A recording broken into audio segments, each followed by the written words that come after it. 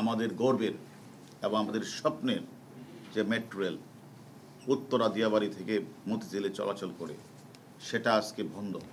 কেন বন্ধ আপনারা জানেন। 19 তারিখ কোঠা আন্দোলনকে ঘিরে একটি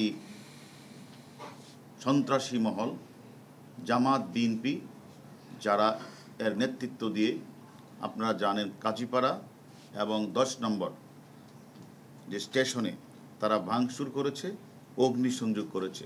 সেই ঘটনার সাথে আমরা 4-5 জনকে আমরা অলরেডি আমাদের আইনের আমাদের আওতায় নিয়ে এসেছি এবং তারা আমাদের কাছে সব কিছু স্বীকার করেছে। এবং এর মধ্যে যে নেতৃত্ব দিয়েছে মাস্টার মাইন্ড হিসেবে, তার নাম হচ্ছে আবু হান্নান তালুকদার।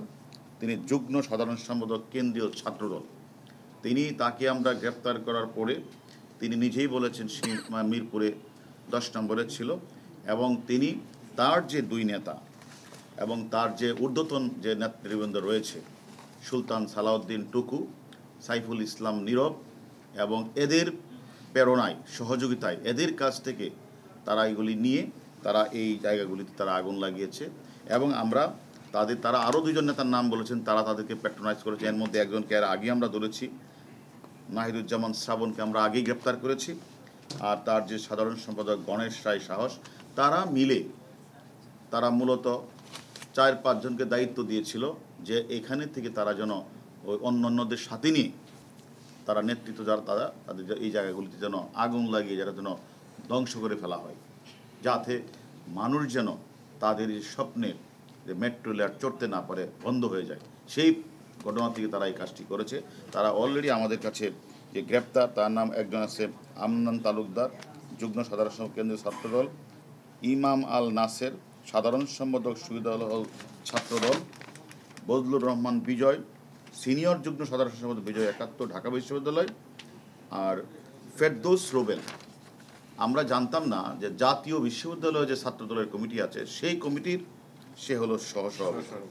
এরা মিলে এবং তাদের সাথে তাদের যে সহযোগীরা মিলে তারা 10 নম্বর এলাকায় নৈরাজ্য সৃষ্টিকারের মধ্যে সমন্বয়ের কাজ করে এবং মেট্রো রেলে ভাঙচুর চালায়, অগ্নিসংযোগ করে এবং তারা নিরাপত্তে থাকা দায়িত্ব আমাদের পুলিশ সদস্য তারা হামলা করে। আমরা এই মেট্রো রেলের ঘটনার সাথে আমরা অনেকেরই নাম পেয়েছি যারা নেতৃত্ব দিয়েছে। এর মধ্যে 4 জনকে আমরা গ্রেপ্তার করেছি। বাকিদেরও কিন্তু আমাদের নাম্বার আমাদের কাছে আছে।